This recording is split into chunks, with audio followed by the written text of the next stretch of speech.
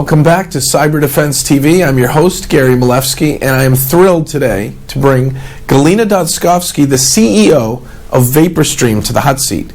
Galina, welcome. Thank you so much. Pleasure to be here. So Vaporstream is more than just messaging. Tell us what you do and how you do it.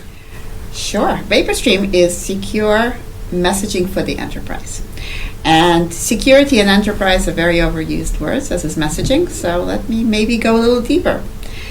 So first of all, everybody has secure messaging. WhatsApp is secure. It's encrypted. So encryption is the basic layer of security. You have to have encryption. It's at the core of everything, but it's certainly not enough. I could send you a WhatsApp message, it's encrypted, but you could post it on your Facebook page and now the world can see it.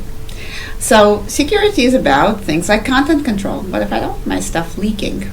We know about leaks. Leaks are a problem. When you say leaking, this means you could stop them from screen scraping the content in a message? I could certainly stop them from posting the message, from sharing it with other people that I don't want them sharing it with. I could shred it from their device based on policy that I set, or on demand because I sent it to the wrong person. How often does that happen? Wow. Oops, I just hit the wrong button and off it went.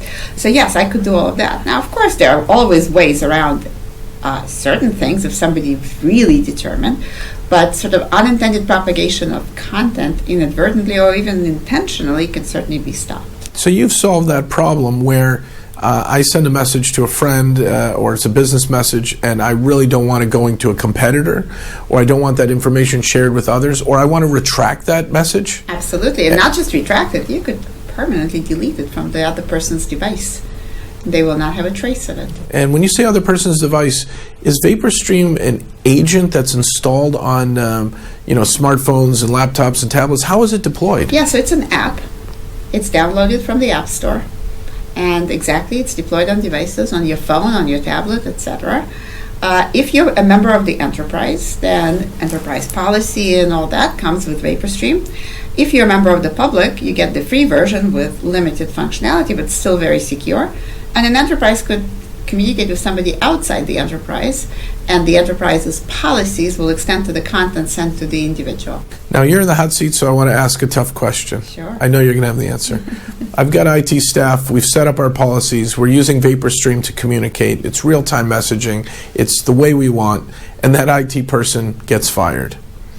Do they have a way to lock you up so that I can't get back in? Actually, they really don't. They can't really access the portal.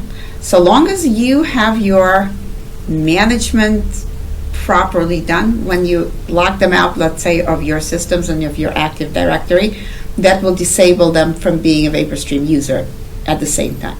And I put a new person in that role, all those rules and policies are waiting for them to manage in that single pane of glass. Absolutely.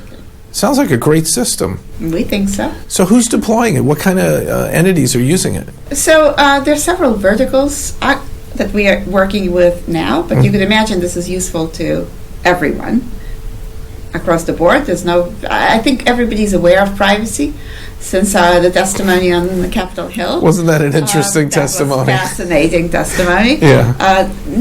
I have a whole sidebar on that. But we could have a whole hot seat session on that. We'll do that another time. But of course, when you put your information out there, what expectation of privacy do you really have is a whole other question. But anyway, people are certainly aware of privacy and compliance, and I think everybody understands the need for privacy and the need to secure their information. But the people who have embraced this, I think first and foremost, healthcare. And they've really embraced it early on because of HIPAA regulations, because sending patient confidential information has been scrutinized so closely. So the healthcare providers really understand this. So this is a big chunk of our business, is providing, and healthcare is a vast space. I'm not talking about just big hospitals. When you talk about healthcare, you've got insurance companies, doctors, pharmacies, everything. Hospice, visiting nurses, right? Assisted living communities, infusion pharmacies, you name it. There's many, many aspects to healthcare, and they all have to communicate not just with their patients, but with each other.